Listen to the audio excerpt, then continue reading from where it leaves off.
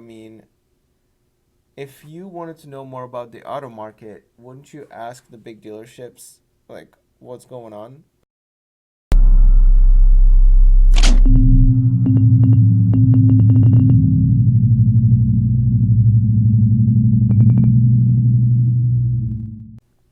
It is February 7th.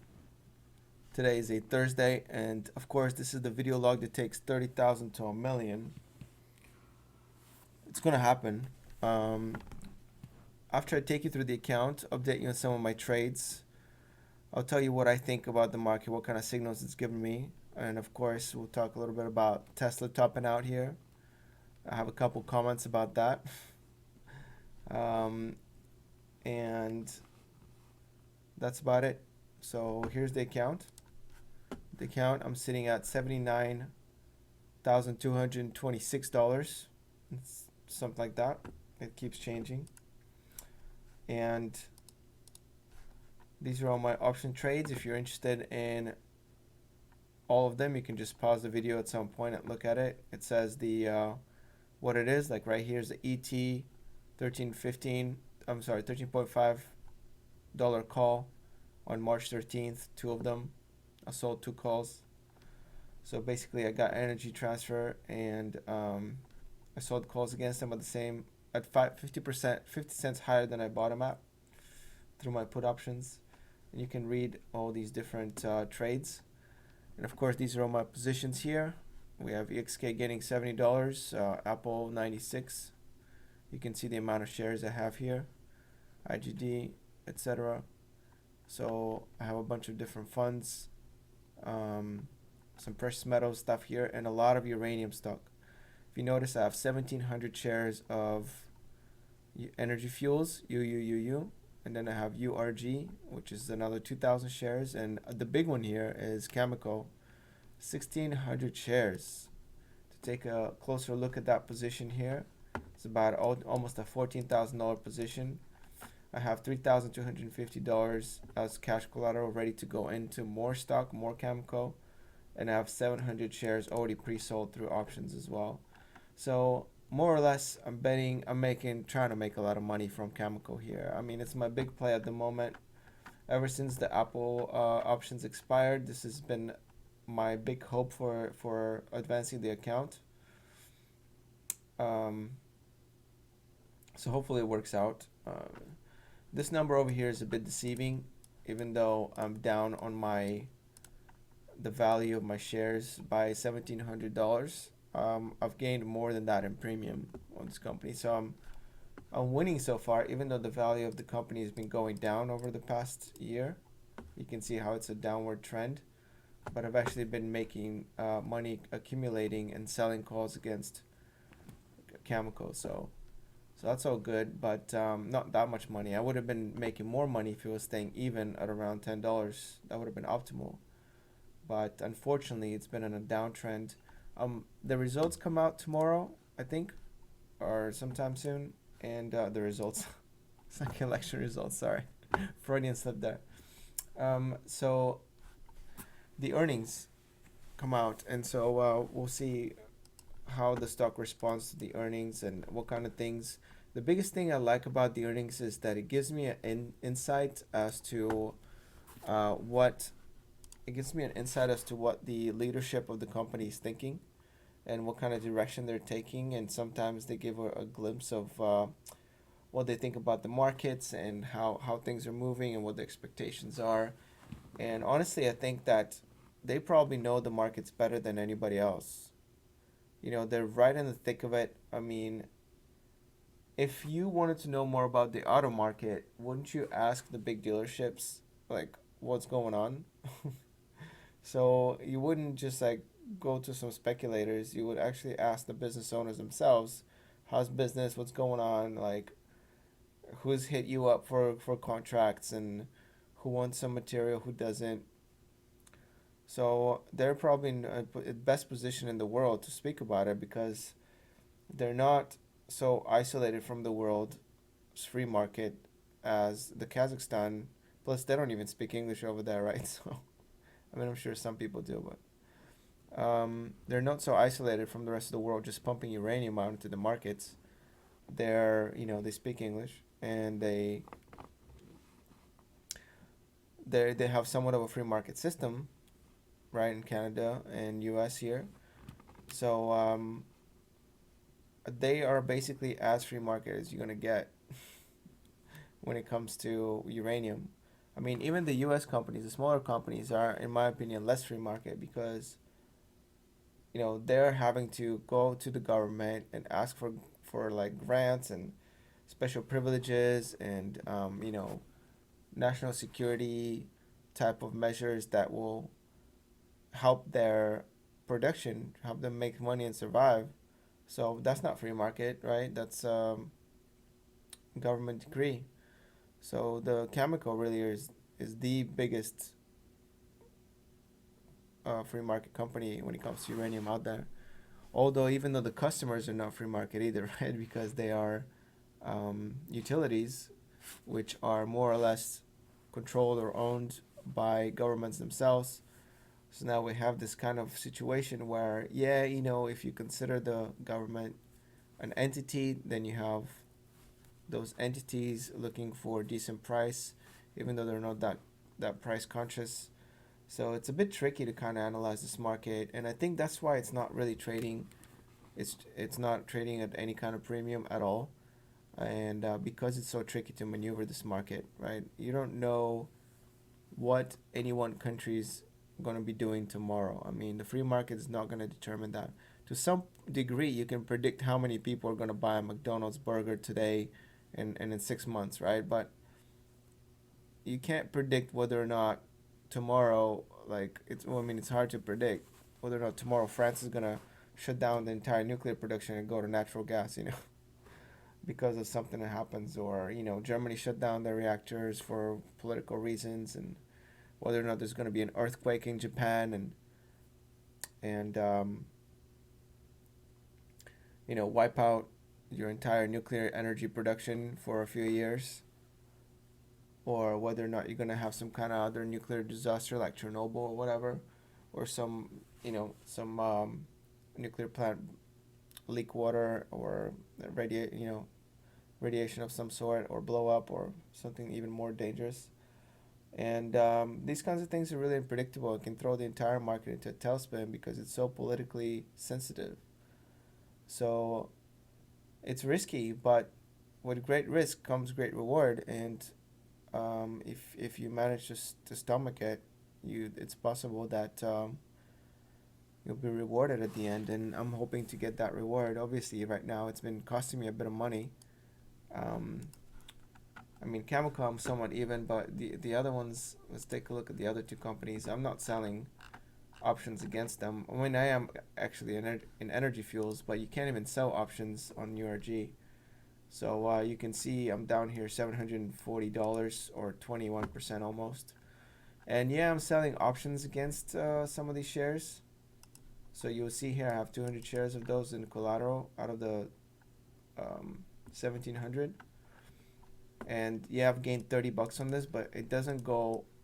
Even though I've got some more premium from other options, it doesn't make up for the 740 loss, $40 loss that I've experienced so far from this company. And URG, I mean, URG, you can't even sell stock options against, so there's no way for me to just try to make up some of these losses. I'm down $114, not as much, but it's still 10%. My position's not as large, and it's pretty stable. But I mean, none of these guys are really producing. They're planning on producing, but like any kind of production they do right now with these prices that low, it's forced production, right? It's survival mode. It's not even.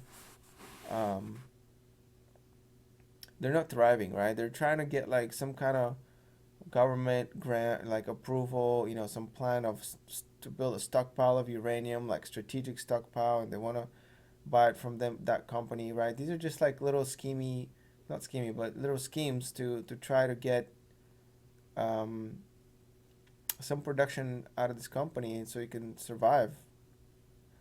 But really, unless the price of uranium goes up, these companies are just They're just scrapping for little crumbs that helps them just go one more year and one more year.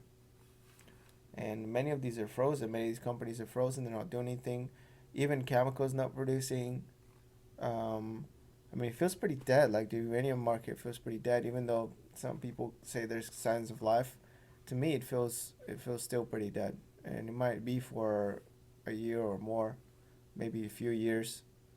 I'll be looking back at this episode and be like, what was I thinking? Uranium's on the cusp of exploding, but we'll see. All right, so Tesla. My boy Elon, big win today, 2%. It's difficult to figure out what this is all about. This shot up to $945. My mom actually, I bought some Tesla from my mom a long time ago, so she's winning. And she definitely sent me a text the other day, or today, or she's like, why didn't you sell it? But when I talked to her earlier and asked if she wanted to sell, she said no. So I'm like, you can't have it both ways. You can't just participate in the upside and not on the downside if you want to hold forever. Like, that's not how it works. But this is definitely kind of an awkward pop. I wouldn't say that it's as much of a bubble pop as it was with charts like Beyond Meat, for example. If you remember, it was really easy to spot the top. But this is a toppy kind of thing because the chart was just incredibly parabolic over here. But if you see, it's a continuation of this slow rise, a bigger parabolic move within this small. This was just a small parabolic move within a bigger parabolic move that could go, much higher. So I wouldn't rush to call this Tesla bull run over yet. I think that there's still plenty of mania that's left to come. I think there isn't. Not everybody and their mother is buying Tesla yet, and until that happens, almost all of them are. But until that happens, and until mainstream media is like pumping it, this market probably still has a little bit legs to go. I don't know though. Right now, I see the support somewhere around $500, but it's looking pretty strong. Like, I don't know if this bubble is over yet. I really don't. I wouldn't short it. And even if you tried shorting it right now, the options price for shorting it is just ridiculous.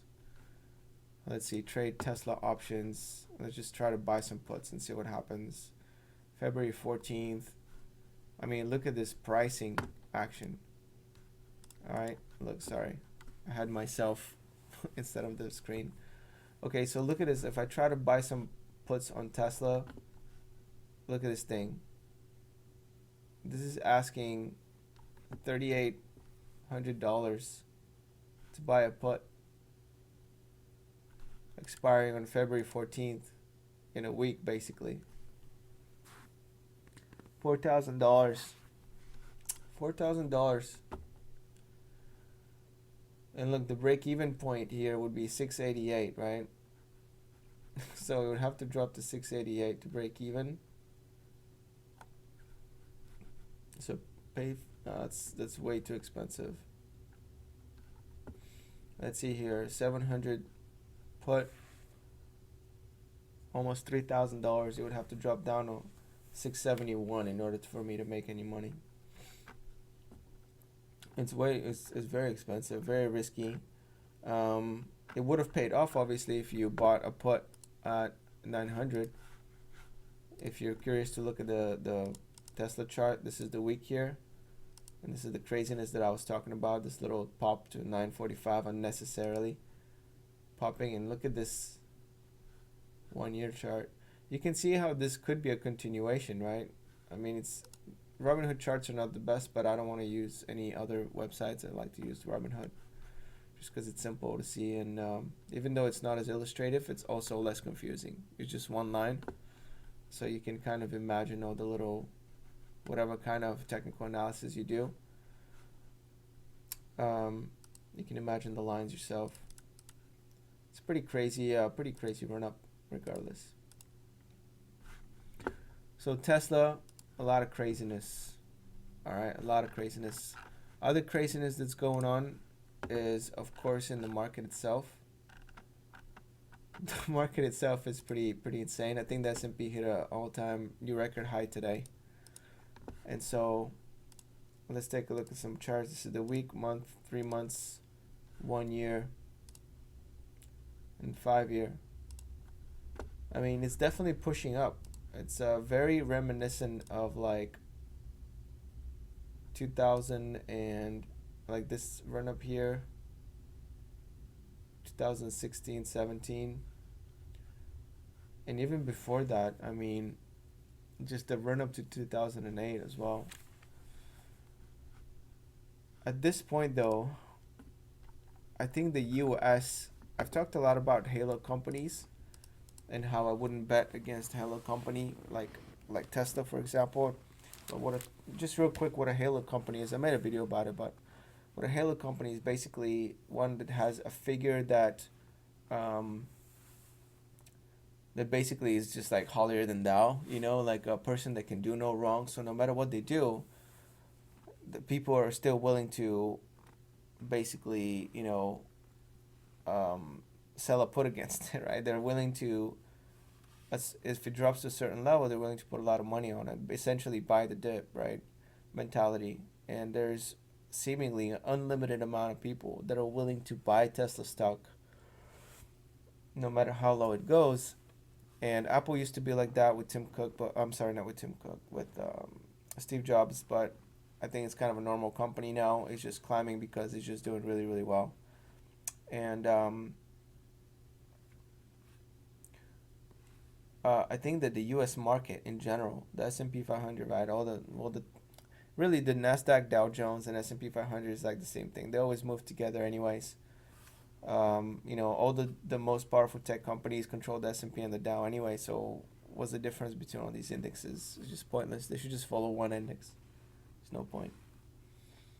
So the reason I say is the halo. Well, who's the halo? Who's the CEO basically of the American market, right? It's Trump. So Trump has kind of become this halo figure now.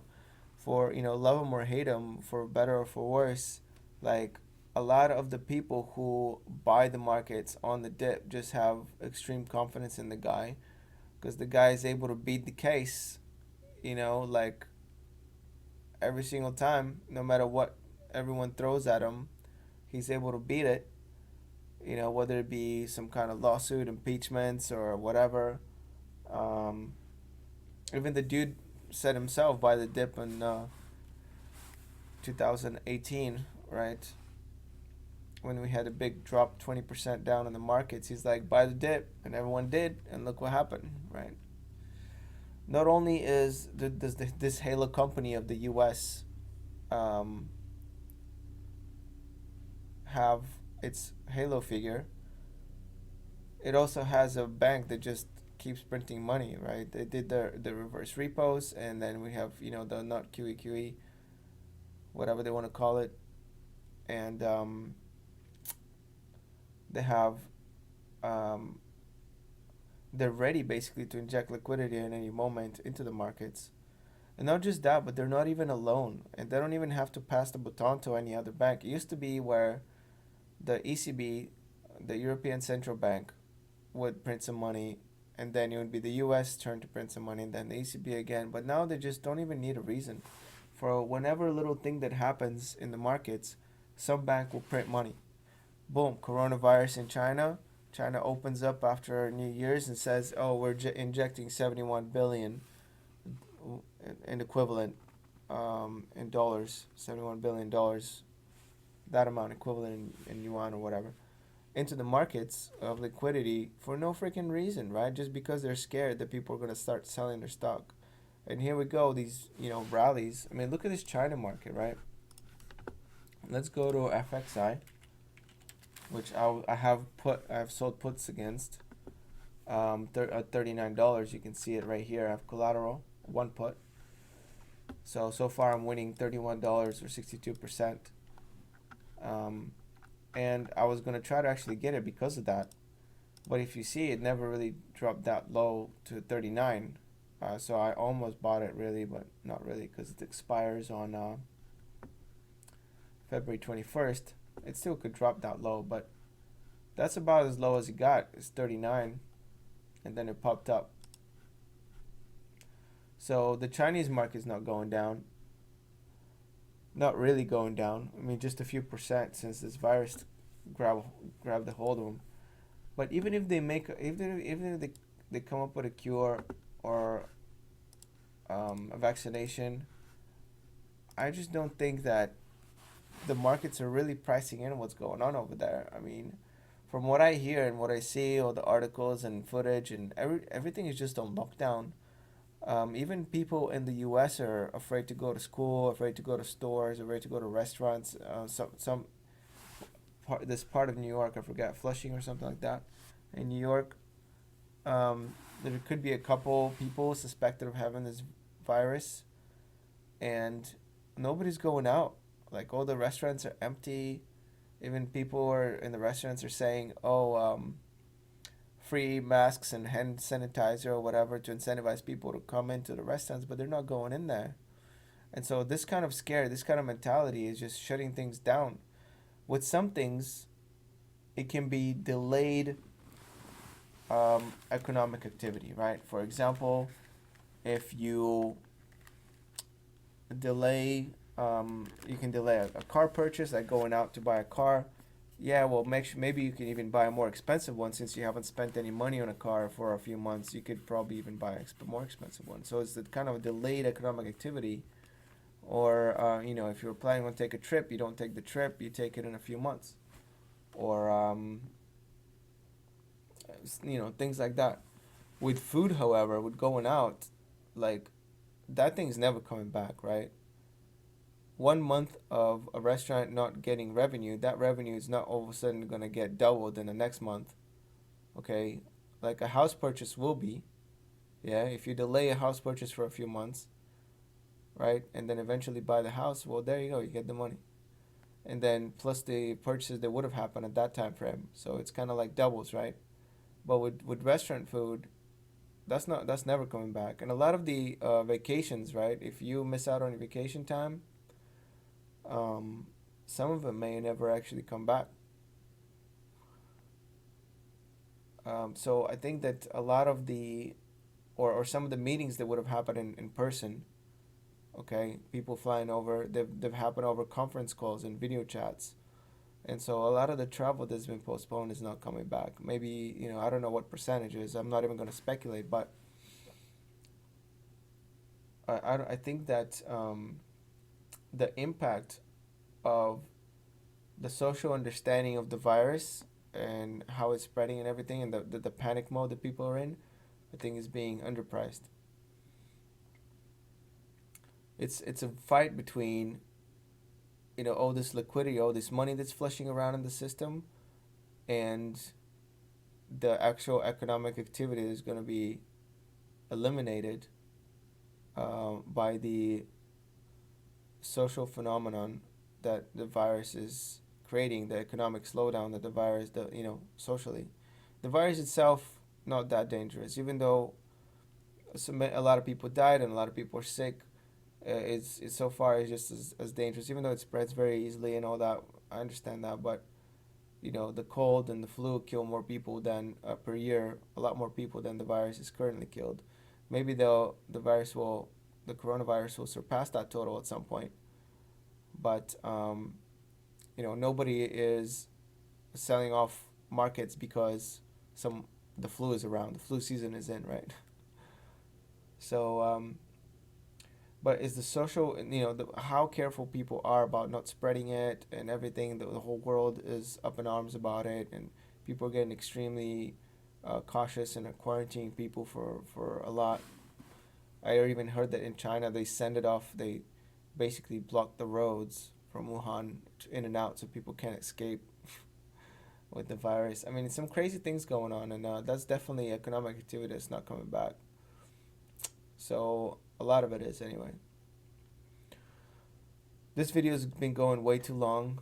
I just kind of wanted to give you my view, and I ended up talking about uranium quite a bit and the markets and how the coronavirus is affecting things, and even mentioned Tesla. So this has been a very thorough episode. It's probably one of my most thorough ones when it comes to opinion and my views on things. So I think I'm gonna cut it right there. But if you're stuck all the way to the end, like, congratulations, this is awesome. Um, what would I ask you here? Do you think that Tesla is?